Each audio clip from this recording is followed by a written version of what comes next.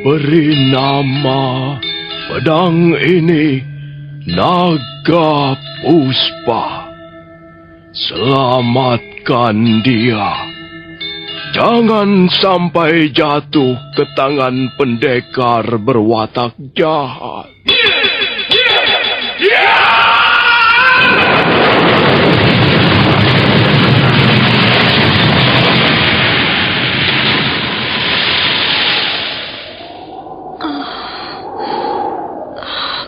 Kakang Kamandanu, kau masih juga tidak percaya bahwa aku mencintaimu. Meisin, maafkan aku, Meisin. Meisin. Meisin!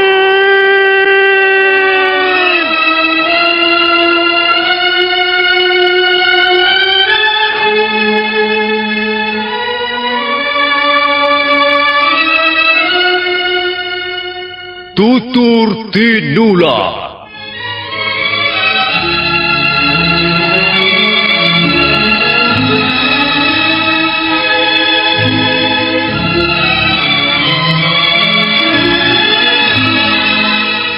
Sebuah sandiwara radio serial, produksi Sanggar Cerita dan teater Sanggar Prativi.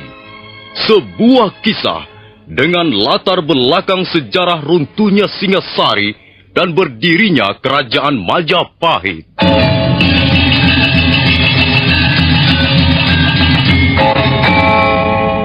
Sandiwara ini didukung oleh pemain-pemain radio yang sudah ternama. Ferry Fadli, Ivone Rose, dan Eli Ermawati.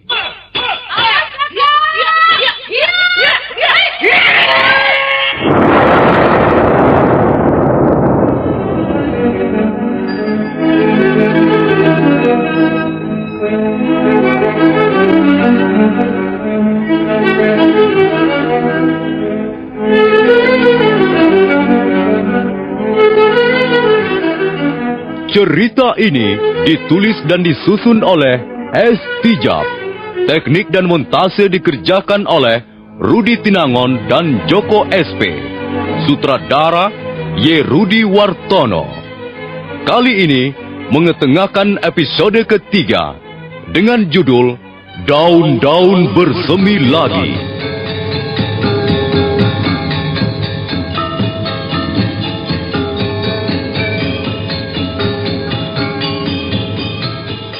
Dalam seri yang ke-75 ini didukung oleh para pemain Edi Dosa sebagai Lau Sisan, Eli Ermawati sebagai Mesin, Ferry Fadli sebagai Arya Kamandanu, Lukman Tambose sebagai Empu Tong Bajil, Margaret sebagai Dewi Sambi, Mario Kulon sebagai Ralumbu, dan pembawa cerita Nusri. Selamat mendengarkan.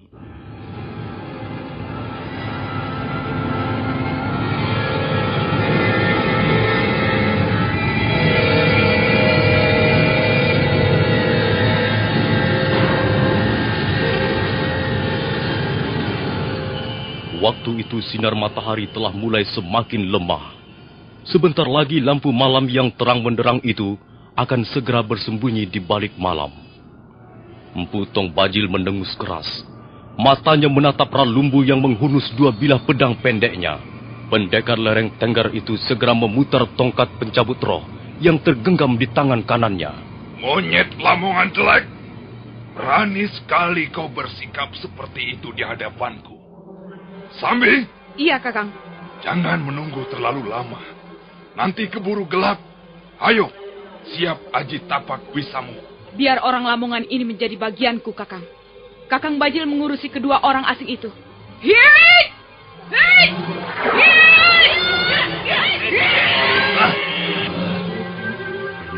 Wisamu nampaknya semakin maju. Hampir saja aku tak bisa mengikuti kecepatan jurus-jurus mautmu, Dewi Sambi. Kau tidak perlu memuji aku, Ralumbu. Kita berdiri di pihak yang saling bertentangan. Ayo, tunjukkan permainan pedang pendekmu yang sudah karatan itu. Iya, Ku terima tantanganmu. Hah? Yut.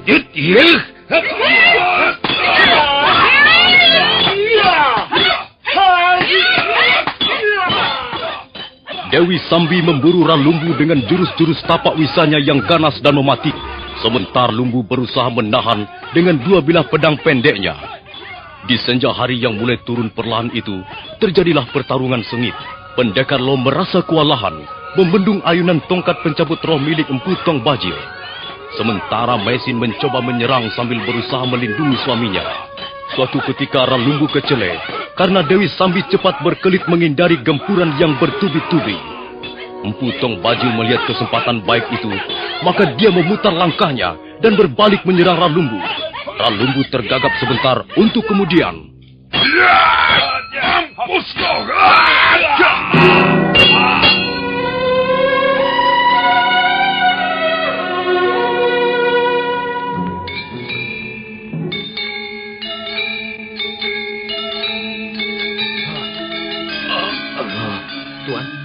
Tuan.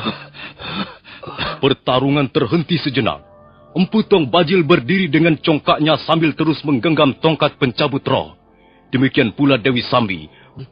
Tuan. Maaf, aku hanya bisa membuat kalian. Aku tidak menyesal.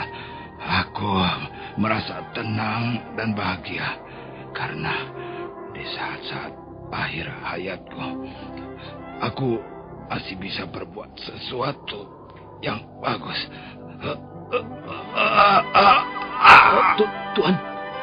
Tuan Ralumbu.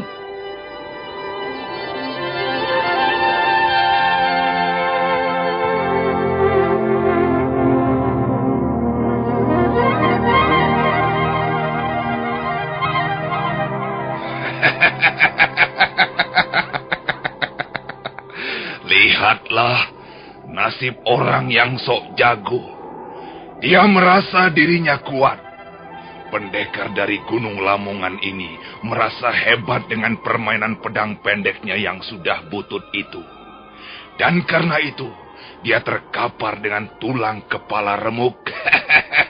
Kakang Bajil, sebaiknya kita jangan membuang waktu. Oh, tidak Sambi, tidak.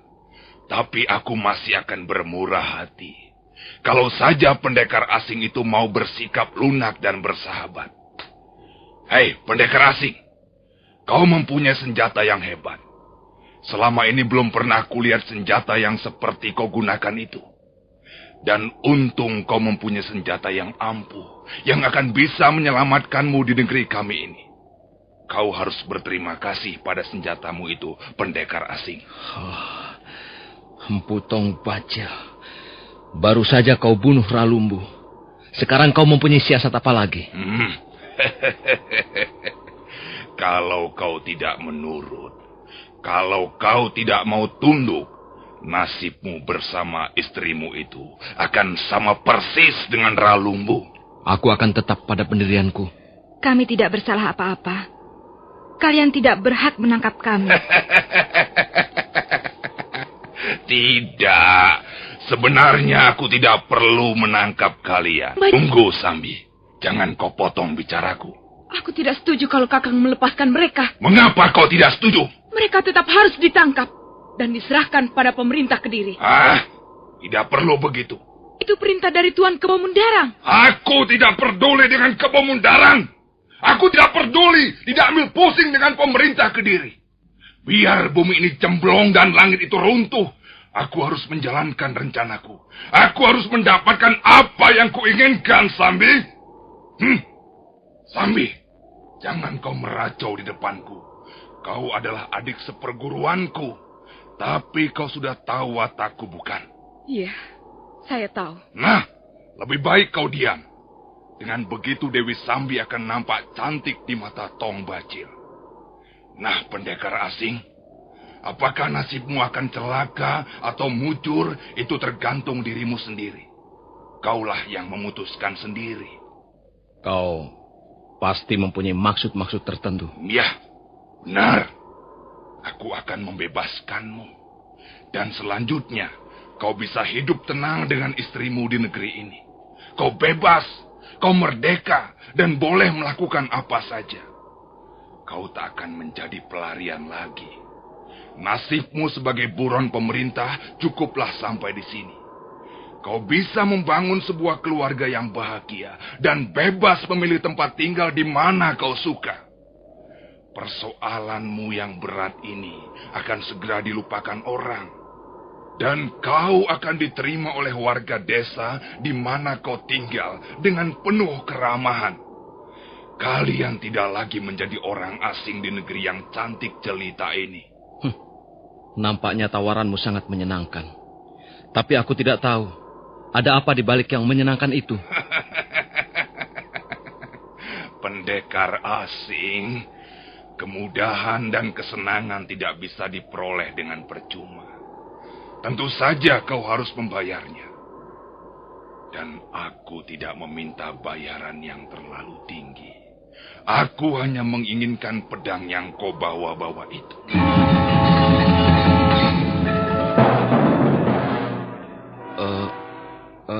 Bagaimana?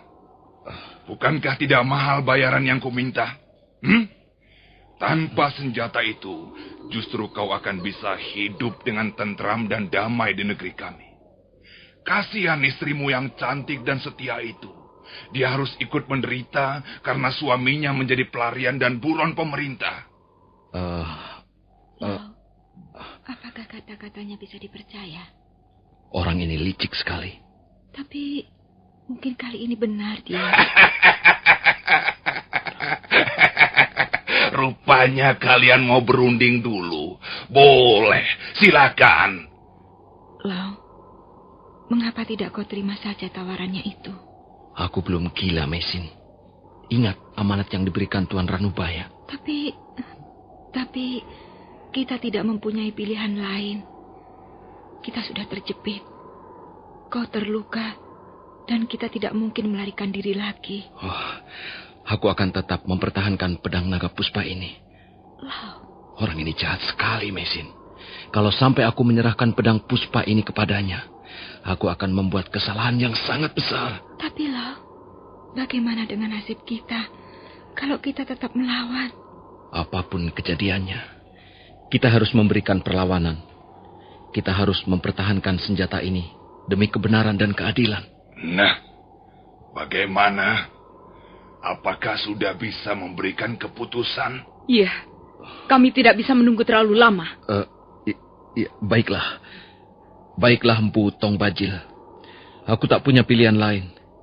Aku memang harus menyerahkan pedang ini padamu. Nah, kau terimalah ini. Iya. Awas, kakak!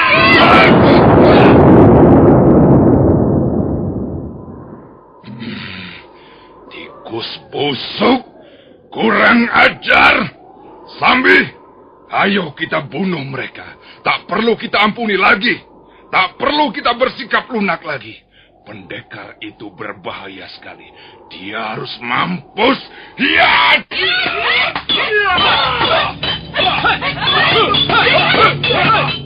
Dengan geram Empu Tong Bajil segera menyerang pendekar Lau. Tongkat pencabut roh menjambar kiri kanan membuat pendekar Lau terpaksa memeras tenaganya. Dia nampak semakin lemah. Sambil bertarung, sekali waktu dia melompat untuk melindungi istrinya dari sergapan Aji Tapak Wisa. Hari telah hampir gelap. Cahaya mentari semakin pudar. Empu Tong Bajil mengerahkan kemampuan Aji Segara Geni untuk menyudahi perlawanan musuh-musuhnya. Pada saat itulah, dari balik rimbunan pohon-pohon melayang sebuah bayangan. Bayangan itu langsung mengentakkan kakinya ke dinding tebing dan berbalik menghantam punggung Empu Tong Bajil.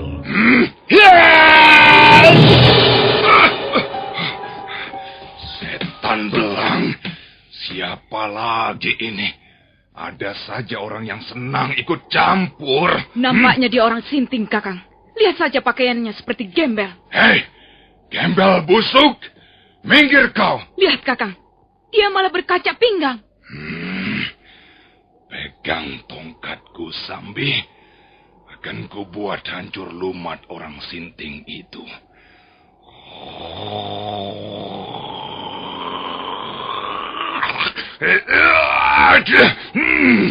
Kalau kau tidak juga mau pergi, jangan menyesal, gembel busuk. Ya! Orang itu lincah sekali, Kakang.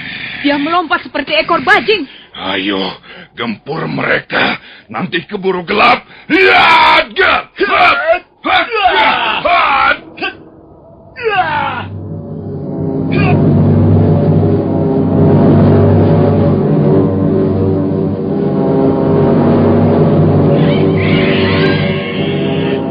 Orang yang disebut Gembel Busuk, yang sebenarnya pernah ditemui Mesin ketika mencari daun-daunan itu memang lincah sekali.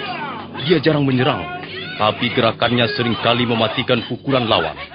Pengembara itu tidak memilih lawannya. Kadangkala dia menyerbu Empu Tong Bajil, dan pada saat lain berpindah menyerang Dewi Sambi. Suatu ketika, dia sempat membisikkan pada pendekar Lau agar mencari kesempatan untuk lari. Dan benar, karena pertarungan yang kacau balau itu, pendekar Lau melihat kesempatan untuk kabur. Sementara Mesin dan pengembara aneh menghadang lawan-lawannya.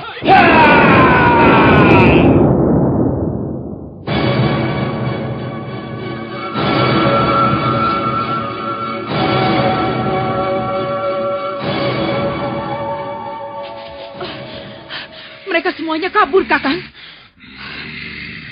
Setan alas. Gara-gara Gembel Busuk itu, rencanaku berantakan. Siapa Gembel Busuk itu, Kakang? Kau tidak mengenal jurus-jurusnya? Jurusnya aneh dan cepat sekali. Jelas, dia menggunakan aji seipi angin untuk menunjang kecepatan geraknya itu. Entah siapa orang itu. Kita telah gagal lagi, Kakang. Iya, untuk sementara aku akan mengalah. Biar mereka bernapas barang 1 atau 2 hari lagi.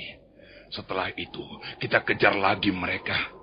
Aku akan minta pada Tuan Kebo Mundarang 200 prajurit untuk mengaduk-aduk Jasun Wungkal, Desa Lembah sampai Kedung Peluk.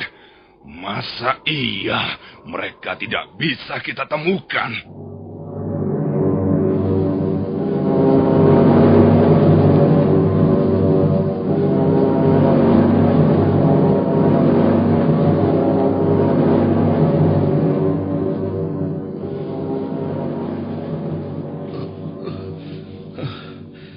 Untung aku bisa mendapat kesempatan lari.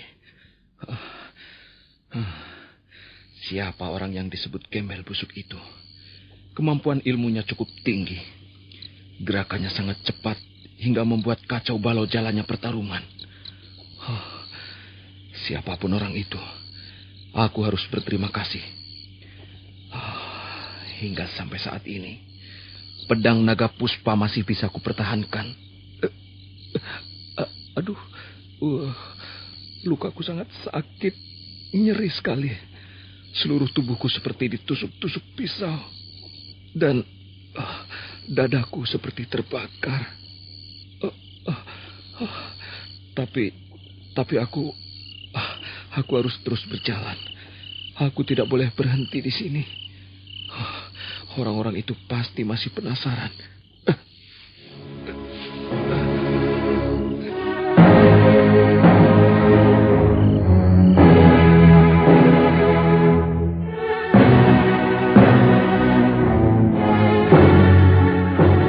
Pendekar Lau terus melangkah terseok-seok. Sekali waktu, dia berhenti karena batuk. Malam semakin gelap. Kini jalan setapak yang dilaluinya hampir tidak nampak. Kabut putih mulai turun dari lereng Gunung Arjuno. Kabut itu terus bergerak ke bawah bagaikan sesuatu yang bernyawa. Pendekar Lau menggigil kedinginan ketika kabut itu menyelimuti tubuhnya.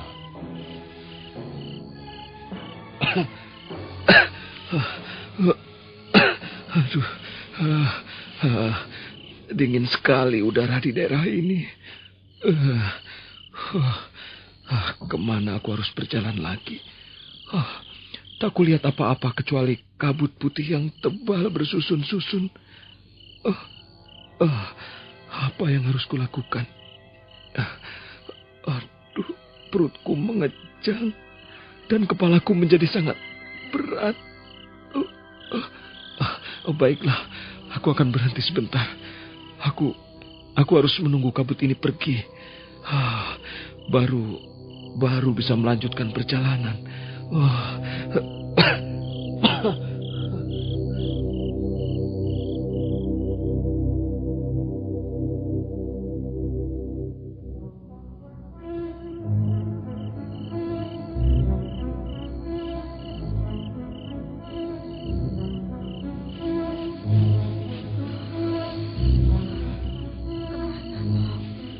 Kemana dia lari? Sudah lebih 300 depa aku mengejar, tapi belum juga menemukannya. Jangan-jangan dia tersesat jalan. Tadi aku dan pengembara aneh itu berusaha menghadang serangan Empu Tong Bajil dan Dewi Sambi. Nampaknya Lo menggunakan kesempatan ini untuk lari demi menyelamatkan pedang naga Puspa. Kemudian pengembara anak itu memberi isyarat padaku agar aku ikut lari menyusulnya. Tapi kemana dia? Lo, di mana kau? Di mana kau? Tak ada jawaban. Tempat ini semakin sepi dan menyeramkan. Jangan-jangan Lo tertangkap oleh orang-orang yang mengejar kami selama ini. Lo, di mana kau? Ini aku, istrimu. Lo suamiku. Di mana kau? Lo, jangan kau pergi, Lo. Tunggulah aku. Tunggulah istrimu. Lo, jangan tinggalkan aku. Jangan tinggalkan aku, Lo, sendirian di tempat ini. Lo.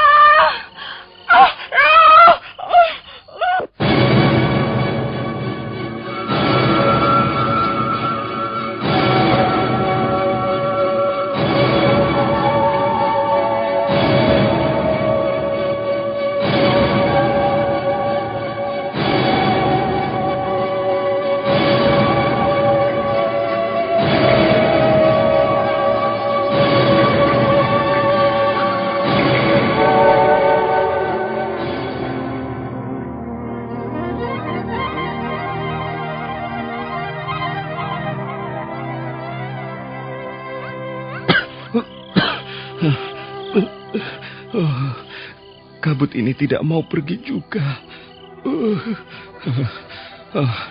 Aku bisa mati kejang di sini. Dinginnya bukan main.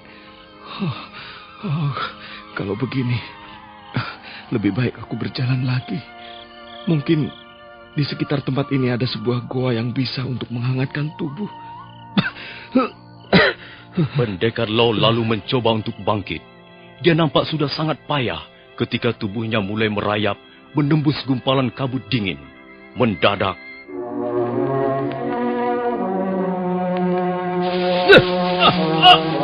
tolong!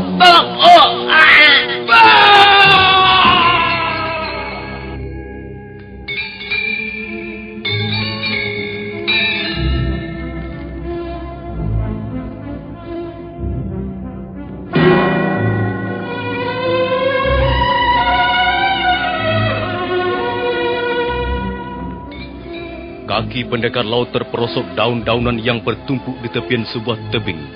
Tubuhnya segera tergulir dan melayang dalam kabut putih. Nah, para pendengar sekalian, bagaimana kisah selanjutnya? Apa yang akan terjadi dengan pendekar laut dan apa yang dialami Mesin? Silakan menantikan seri berikutnya. Sampai jumpa.